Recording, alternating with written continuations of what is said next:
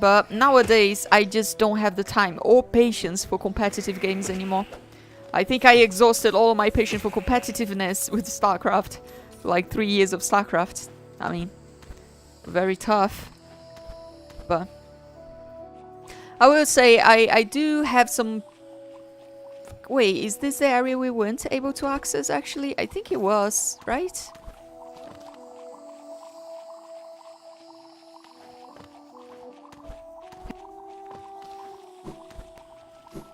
But yeah, I think this is the area we can't actually access. Yeah.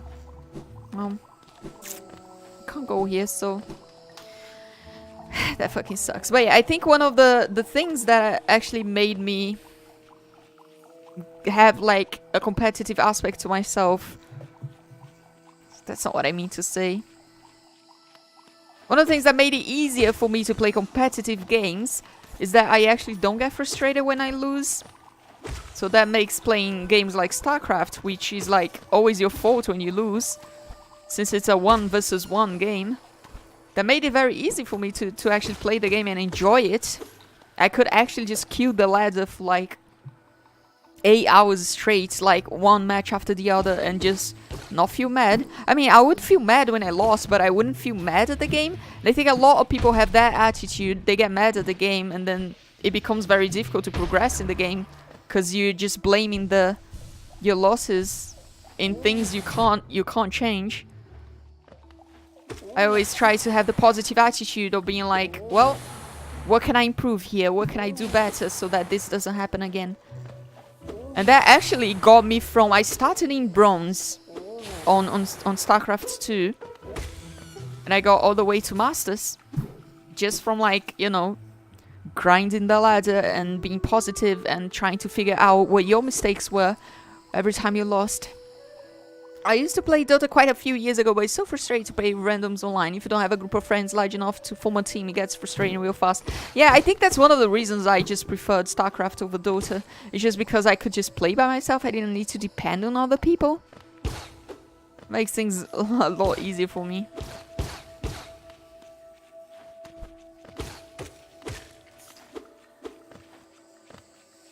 Yeah, I only really played Wings of Liberty. Wings of Liberty was probably the best period of StarCraft 2, I think. Nah, that's not true. Heart of the Swarm, I think, was the best period of StarCraft 2. But I didn't play much of the final expansion, though. Oh, we can access this area now. Oh, here we go. Also, the learning curve in Dota is so steep, as expected from a game made for esports, I guess. Being good at that game, like, really good is a task that takes thousands upon thousands of hours to play. Yeah. It's just like StarCraft. Games to be like extremely competitive, they have to have like a high ceiling of skill. Otherwise they just don't become competitive. Because people, you know, you need to be challenged. But the thing that I assume makes it most difficult with Dota is that you can't just play by yourself. I mean, you can, that's random queues, but it's not the same though. So I think with StarCraft it's a lot easier to practice just because you don't depend on anybody else. You can just queue and it's like 1v1. You can just queue and do your best and you're gonna have a good time if you do your best. Well, not always, of course, but you know. It's not like if you die, you know it's not like, well, it was my team. You know it's like, it is my fault. I can improve by doing this and this and that. And just trying to be better at this and this and that. I hate these flying enemies. They just block the path. So annoying. There we go. We got him though. So with Dota, I assume it's just a lot more difficult to practice because you can't really do that. So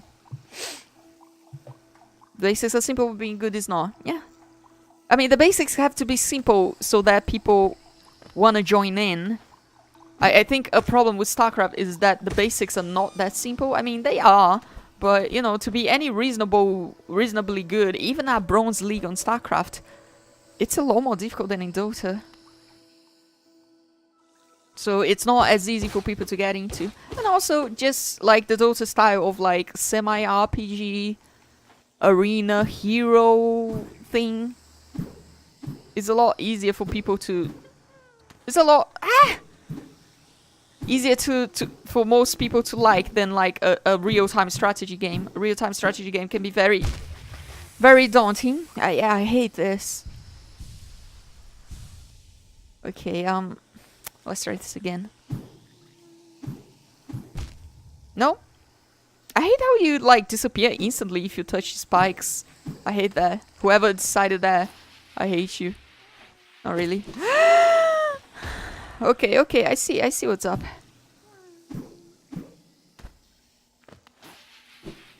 Oh, there we go. There's nothing here though. There's actually nothing here, huh? Wow. Thanks.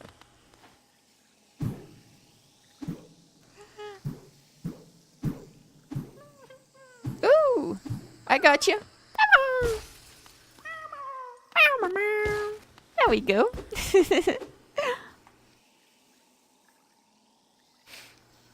I do enjoy watching Dota though, like professional games. It's my only connection to the game these days.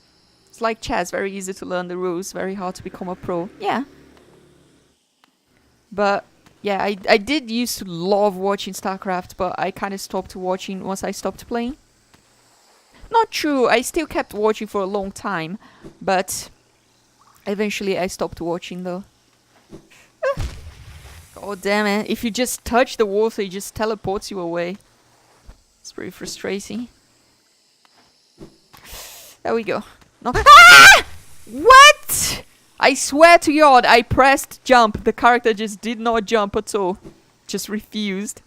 It's a bit annoying because I'm getting low on health and I don't want to backtrack all this shit. Oh, hello, Mia. How are you doing tonight? Is that water looks more like acid? Well, acid water. Can you believe I dashed downwards? Holy fucking shit. Backtrack time! Backtrack time! My favorite time of Hollow Knight. Well, at least we got the map. That's something, right? Well, now this is the thing I do not enjoy about Hollow Knight, is it's the backtracking. You have to back... God fucking damn it! You have to backtrack for so long. It's so frustrating. Just let me go. I guess I can try to speed it up by just dashing more, but I don't want to lose all of my HP along the way though. Like here, what I'm supposed to do. I guess I'm not even supposed to fight these enemies, am I? Please don't die. There we go. Yeah, I'm not supposed to fight these enemies, so it's my fault. But like, how am I supposed to remember though, like the exact path?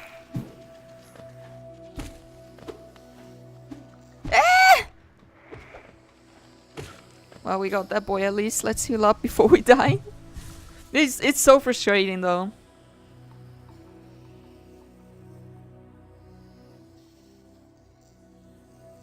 I'm trying to understand what is up with this map. What was the path we took? I thought we went to the Mantis village and then went up. How did we die there? Well, I guess we can go this way then instead of going to the village, right? We have to go up a bit more. Holy fucking shit, her attack has such a long range, it's crazy. You know what? Just get out of my sight. Well, I wish I had healing now. I shouldn't have used that. Had a doctor appointment the other day. They prescribed me progesterone too. Oh, that's very nice. I guess you're taking Spyro, not Cypro, right? As the anti-androgen. Wait, are you actually taking any anti-androgen? I guess you don't have to if you're taking injections. And if you're taking progesterone too, that's also gonna reduce your testosterone even further. That's pretty good. Testosterone is not testosterone. Progesterone is pretty good for breast growth. It does help fully develop the breasts. If you're taking Cypro, you don't need it because Cypro already does that as a progestin. But most people in the US, they don't take Cypro because the FDA doesn't want tranny drugs approved, apparently. So even though it's like completely harmless of a drug, they still want to prove it. It's crazy, huh? How politics can, like, actually just affect public health. Well, that's the US for you. I guess that's not even the worst thing that affects public health. Like in the US, like doctors are actually allowed to refuse treatment to transgender people, right? I assume most doctors wouldn't do that, but I think like for religious reasons you're allowed to. If you just justify as like, oh, it's against my religious beliefs, they're like, yeah, that's fine, right? Like, it's not illegal. It's crazy. Crazy stuff. No, though they said it can add spiral of finasteride. Yeah, I mean, if your testosterone levels are already low, you don't have to. So... a bit scary there. There we go. It depends on your testosterone levels, though. I guess if you want to go to, like, 0 testosterone, which you don't have to, you could get, like, spiral, I guess. Okay, what's the path here? This is not the path. This is not the path? What the fuck? Oh, this is the path. Never mind. Yeah, but progesterone... the progesterone should lower your testosterone even lower. Because it has, like... the gonadotropin... wow, I really can't speak today. Agonist. So, it helps reduce the production of, like, testosterone in general. Because of the feedback loop that goes in your body. So you probably don't even need an anti-testosterone, anti-androgen. And Spyro has so many side effects, it's not that nice. I guess we go this way, right? Right? To be fair, politics affect public health everywhere. Does it? I guess this is not the way we go, huh? Never mind. I don't know. I'm trying to think, how does politics affect public health in Brazil? I mean, it does affect to some extent, I guess, some things, but not in the way that it happens in the US, though. Like, in the US, like, you... oof, that fucking sucks. Like, people don't even have access to insulin, which is, like, a basic medication that people need to stay alive, just because of politics. Which is, like, insane. Not that they don't have access to, they do, it's just very expensive. Because they don't allow you to... they don't allow pharmacists to do cheaper insulin to preserve the profit of the main pharmacies, I guess. But most countries on Earth, they do have laws for, like, generic medication, which is, like, pretty major deal. Wow! That's all of my health in a single attack. That's crazy. Well, not all of my health. I mean, a bit... maybe a bit too... I was gonna say maybe a bit too dramatic, but... well, I'm at 1 health now, so...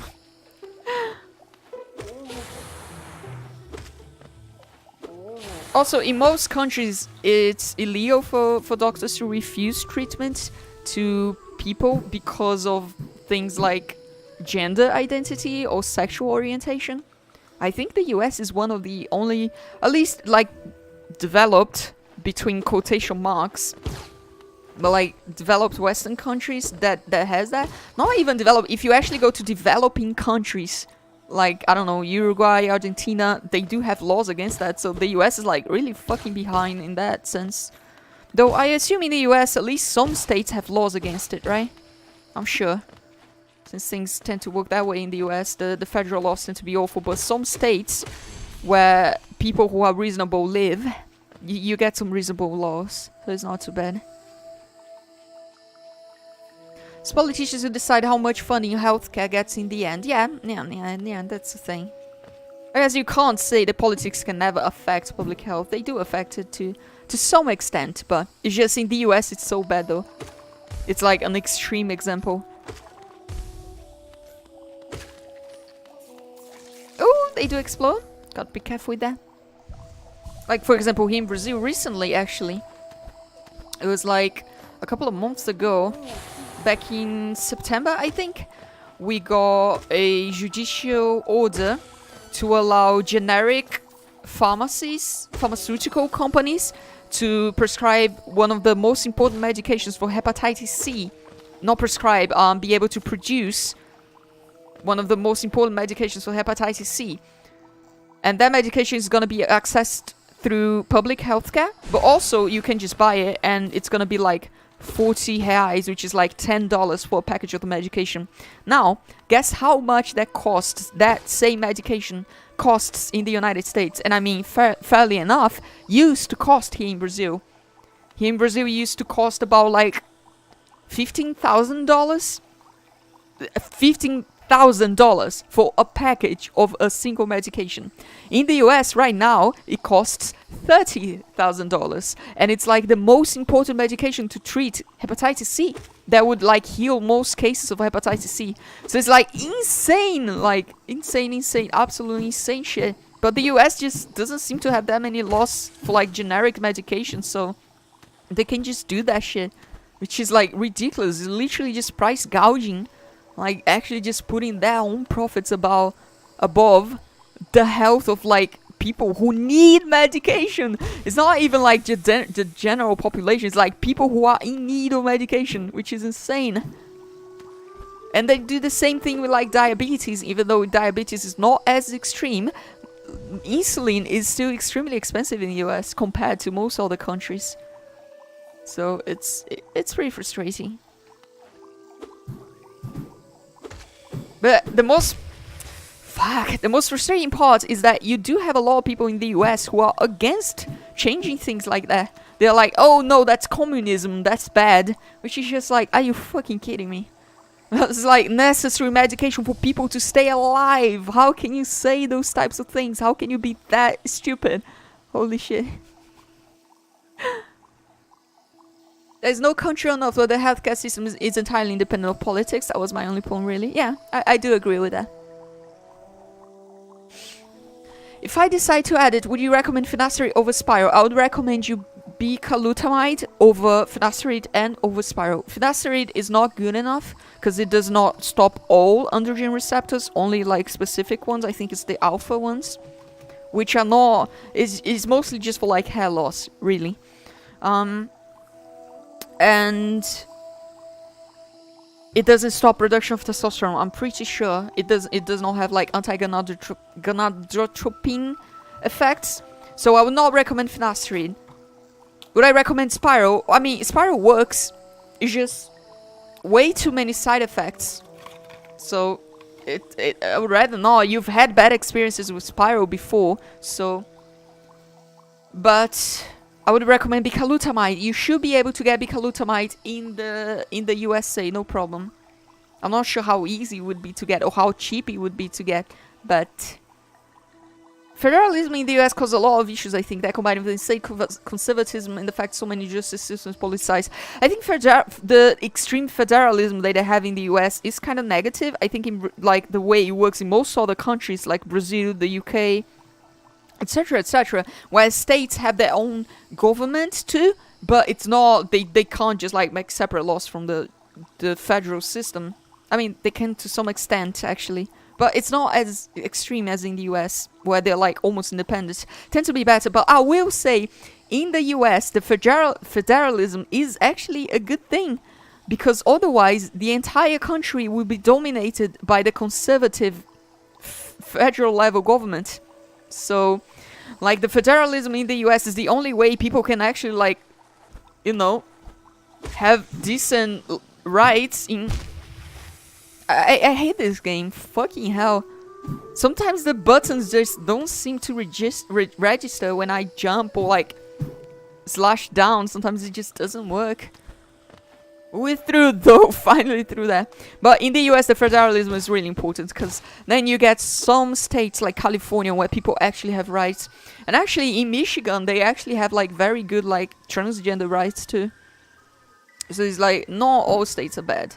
So the federalism ends up being like an important part of it, because otherwise the entire country would just be dominated by religious conservatism and everybody would be pretty much fucked. So Brazil sucks. The only good thing is the food. I highly disagree. I think Brazil is one of the... like, I don't even need to argue this. Brazil is straight up one of the best countries for, like, transgender rights in the world right now. Though I will say, now with Bolsonaro, things might change quite a lot with the new president. Things might change quite a lot. but I'm hoping that they don't. But you know, you never know. Because a lot of our rights are protected by the Constitution, and a lot of our rights are like protected by the law. But he literally, it's in his government plan to go against the Constitution and to change the laws so that we lose those rights and those protections, which is kind of like pretty insane. But I think I'm just gonna die here again. I think it's just gonna happen, like, let's be honest.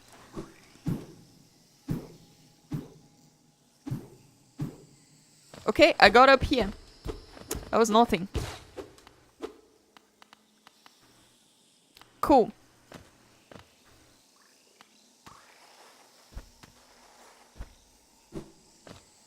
Is this thing again? Do we have to go through this again? Oh, I think we died here last time, right? So...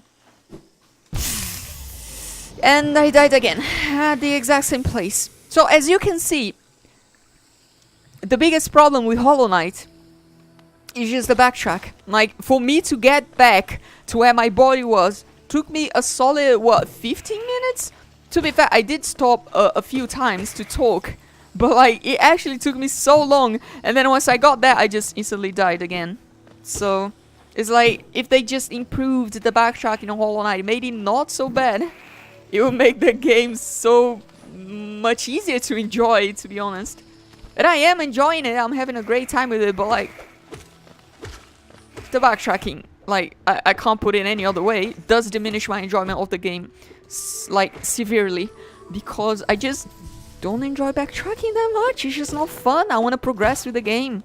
I don't want to be like 15 minutes walking back, checking my map, trying to find the way back to where I left my body, then I get there, get my body, die instantly 30 seconds later. Which is, a lot of it is my own fault, don't get me wrong, but just make the backtracking better. It's so bad. Add more shortcuts to the game, it needs it. Makes it easier to avoid some of the enemies, like, holy fucking shit. Like, here we are, just backtracking again. I'm just gonna skip that go for now. The thing is, I don't remember exactly the way I need to go. So even if I'm just like skipping the enemies, it gets to a point where I'm like, I have to stop and check my map though. Because I don't know where I'm going. Okay, okay. She's not attacking me, so I'm pretty happy about that. I retweeted a conservative Yankee politician earlier today who unironically asked if food should really be a human right. Wow. I mean... should people have the right to stay alive? I don't know. Should it be an inherent right of human beings to stay alive? I don't think so, right? Like, why would we want that? That would diminish our profits. Oh no, we have to go through this bullshit again. No, yeah, just... okay, I can't ignore that boy. It's not that bad. Just make the backtracking easier. Holy fucking shit. Look how much I still have to go through. Look at the fucking map. Holy fucking shit. I just want to get back to where I was so I can try again. Fucking god. Fucking hell. I understand now why so many people have given up on Hollow Knight despite being such an amazing game. It's just insane backtracking. Like, holy fucking shit. Like, if you commit any mistakes ever, you're gonna have to backtrack for like half an hour. Well, that's a bit of an exaggeration, but still, the backtracking is like a huge punishment. And you would be surprised, like, Hollow Knight is such a great game, but there's like so many people who have given up on it. And it's not because of the difficulty, the game is not that difficult, the enemies are, it's like, if I ever played Mega Man is difficult as fuck, Hollow Knight is not that difficult. But the backtracking really is a problem. Vai estar pago já. But like, the difficulty is not a problem, it's just the punishment every time you die. And having to backtrack. so much. So bad. At least we got through this a lot quicker, so it wasn't that bad anymore, but still. Just, I don't know, it needs something. It needs better shortcuts, or maybe like another system of fast travel or something. I don't know. Hey Leek, I have a solution for you. I mean, yeah, don't die. Ah! A pretty good solution, but get good. That's definitely it, but you know, if the game wants to put some challenge into the player, and Hollow Knight definitely does,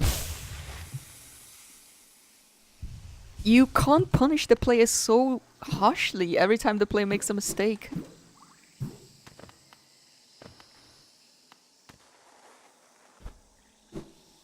Okay. We're back here finally. It didn't take that long this time though. So I struggle a little bit less. Guess that's... Yeah, here we go. Time to struggle against the controls. My favorite part of any game. Ah! I did it. There we go. So now we have to do like this. I fucking did it. And I got Spore Shroom. Wow. It's fucking nothing.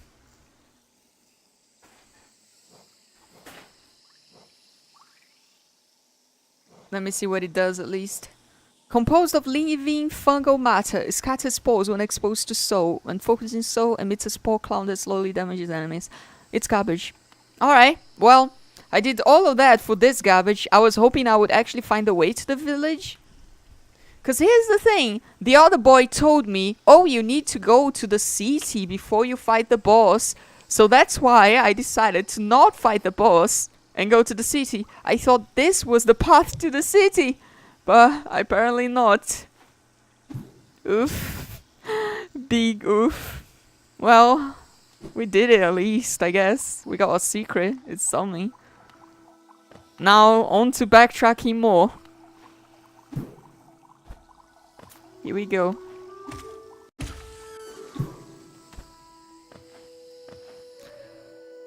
And the worst part now is I have no idea where I'm supposed to go. Is it like at the top of the Mantis village or to the right? Because there are many paths to the right.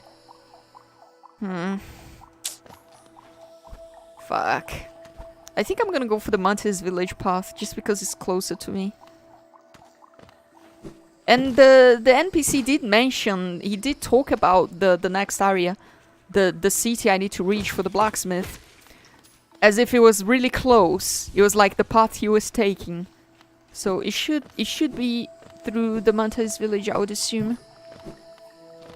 I'm hoping. I'm gonna backtrack a little bit, but it's not gonna be too bad. City. Well, I don't know if it's a real city. I haven't been there yet, but he did mention there's like like the ruins of a city or something where the blacksmith is gonna be at. That's where I'm trying to reach. It's the blacksmith. I'm hoping it's this way, because otherwise we're gonna have to do a little bit more backtracking, but that's okay. I was thinking it would be weird to have a city in this game. Well, a ruin of a city, okay? You know what I mean. Oh no, we can't actually go this way, so never mind. It's not here. It's not here at all. Well, time for more backtracking.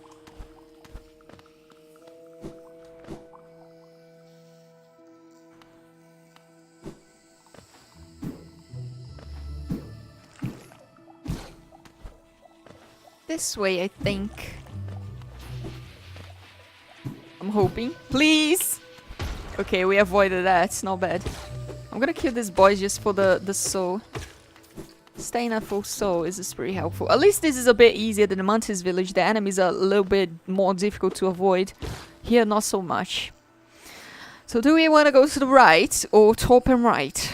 Good question. I think I'm gonna... I don't remember, that's a problem. If I remembered, it would make things a lot easier. But the map gives us so little information. The game always wants to be so secret about everything. So secretive about everything. So that makes navigating the map a little bit more complicated. Inspect. Here ends the Pilgrim's Way. Hallowness Heart lays before you. Proceed onward to share in its glory.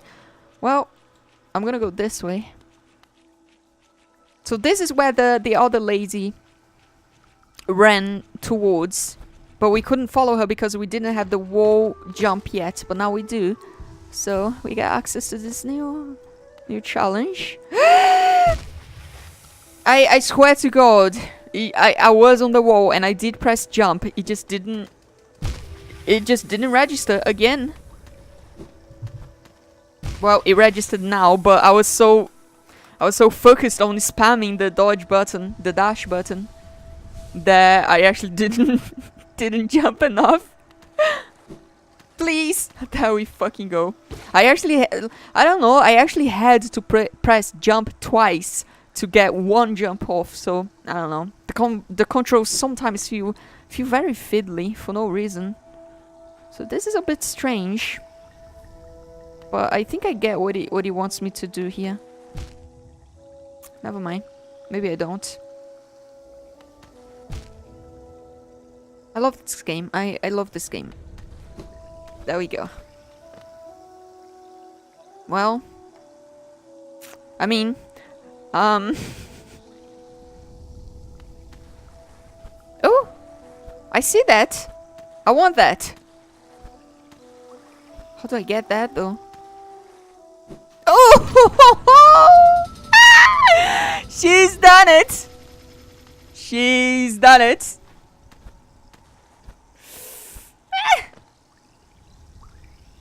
How the fuck? Okay. Okay. Okay, okay, okay. Okay, okay. Holy fucking shit. I did it. Not bad, not bad. A large knight statue. There's a socket in his chest. Is that the city crest? Yes. She's fucking done it. Oh. Some boys laying on the floor. It closed. Oh no. Oh no. I don't like that. Oh. Who's up for more? Oh, that good backtracking. Oh, never mind. I guess this counts as a bench. Even though there was no bench there. There we go. Ah! Well, it killed my soul, so thanks.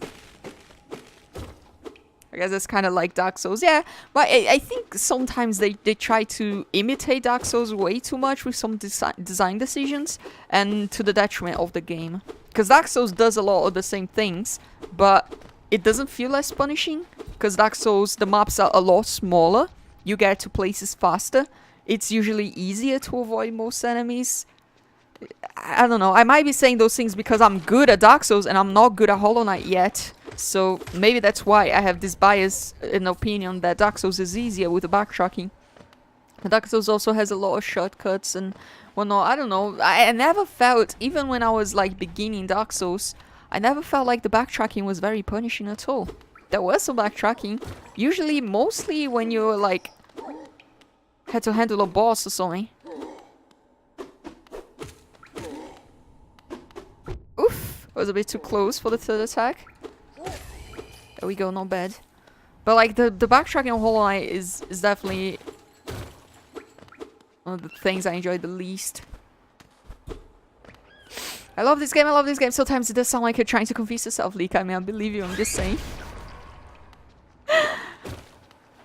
I do say that when I get mad, but I do think it's a great game though. But I can definitely see now, after I've been playing it for, I don't know, 5-6 hours total, counting with like the previous stream, I can definitely see why it's not a game for everybody. It's definitely not.